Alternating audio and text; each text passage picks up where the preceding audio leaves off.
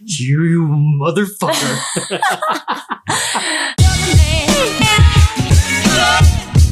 So that, in a sense of, because you invited me to do the solo show. And So Emeroy has been the consistent solo of exhibition. Solo choreographer. Like the first one I did was a solo. I was scared because I was like, "Fuck, man, did I say yes?" You said no. The second time I said yes, because you're like, "Oh, I need locking." I'm like, "Fuck." I'm like, after that fucking the City Walk one when I did my solo. I'm like, okay, I'm done. I don't have to. I hit City Walk. That stage. You're like, done. I'm good. And he's like, "No, but we need locking." And I was like, "Can your ass fucking do locking?" And she's like, "No, I'm busy directing." You motherfucker.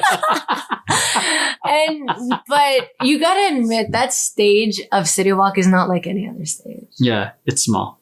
It's I'm just small. kidding. But it is also like the crowds come like in and out, but the crowds once they start gathering, it's fucking like it's huge. It's fucking huge. It's huge. Like it's like a mini concert. It's a mini concert every single time. So yeah, so that's kind of like the catalyst of it. Like I started the first one where I brought in a lot of people. Same people came in for the next one and people wanted it. And that's one of the reasons I did Temper Tantrum, was because the group wanted it. And I was like, they wanted City Walk again.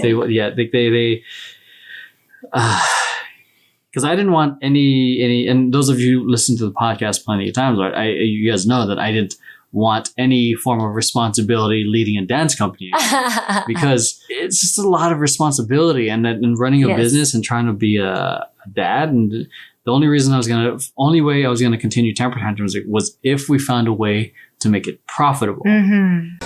Yeah, I mean, I don't know what's going to happen with Temper Tantrum, but we'll see where it goes. A lot of opportunities are coming from Crystal's side and other sides, so we'll see where it goes. Yeah, it's a company. So it's a company now? Company! Yes,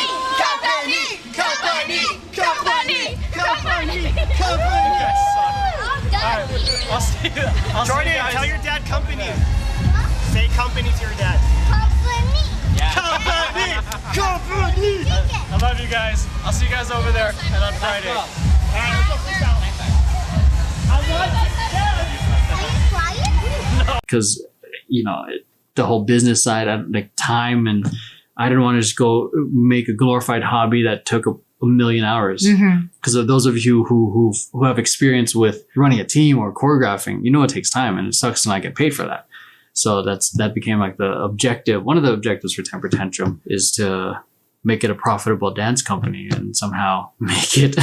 My dream for it to be is one of the first dance companies that pay it like a regular company, where there's entry level, senior level, mid level, the C-suite and all that stuff, like a traditional business, but for dancers. And I mean, how awesome would it be to interview, send your resume, and kind of like, this is the style you can do. And then because Temper Tantrum's kind of versatile, and that's what we're aiming for, versatile, and we do, like, you can fit a kind of like a certain thing we go for. It's inspiring. He had this all planned out. I didn't. I was like, oh my gosh, this is great. And that's why you need a board. And I think that's one thing too, like I've learned from FanBiz, is when I led FanBiz on my own from 2004 to 2007, I was on my own. And when I brought Mark, Mark Miranda. So when I brought him back Shout on out. right after he graduated high school and brought in some other people, it was a huge stress reliever of like, other people choreographing, other people booking things, other people. It was just the best part. So obviously going into Temper Tantrum, taking in that lesson, like bring in people that who can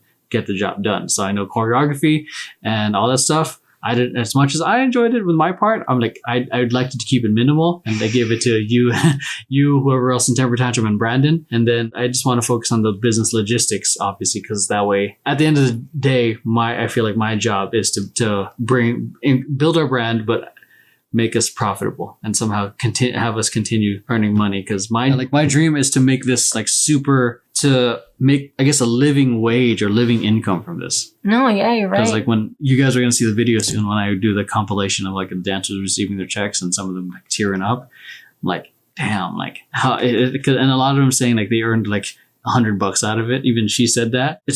It's crazy, because it's like, it shows how undervalued dancers are. I'm so proud of Emeroy for doing that. Like, he took my dream away from me. It's okay. but not necessarily. I will say this, like, I'm thankful for Emeroy, because I have been part of gigs where the choreographer, not sorry, if the artist paid, but it was so minimal. But like Emeroy, like he paid his dancers like, oh my God, like it was so beautiful. And I'm just like, hell yes. And I'm just thankful that like someone's got to do that.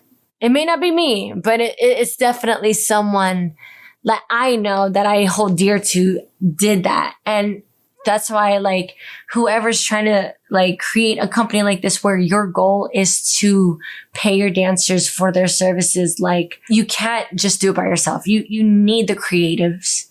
You need the business side. You need the logistics. That's why a board is essential. In a dance community, it's important. You can't do everything. I mean, hey, if you can, amen to you. But I know in my journey, I didn't know how. That's such a hard pill to swallow. It really is. Because it's like that you can't do everything. You can't do everything. Because that means having to rely on others, and then that means admitting your weaknesses. So yeah, like Emeroy choreographed like 4 counts of 8. That's all he did. But he directed the whole entire thing. On top of that, worked on like trying to get us compensated. He had Brandon and I, like mostly Brandon, I will say, I just assisted, incorporating our artistry within the Temper Tantrum. We also had the amazing Crystal, that's the logistics, keeping that family together. And you need those people. You really do. And like that's definitely something like I wish I did with Lavad, because I mean, I wanted Lavad to be paid, but I will say this, I'm thankful where we went to, because yeah, you guys, yeah, I will say that. Yes, I'm thankful to the stages we went to, but yes, there was no compensation, but it was a beautiful experience that I know I can't replace.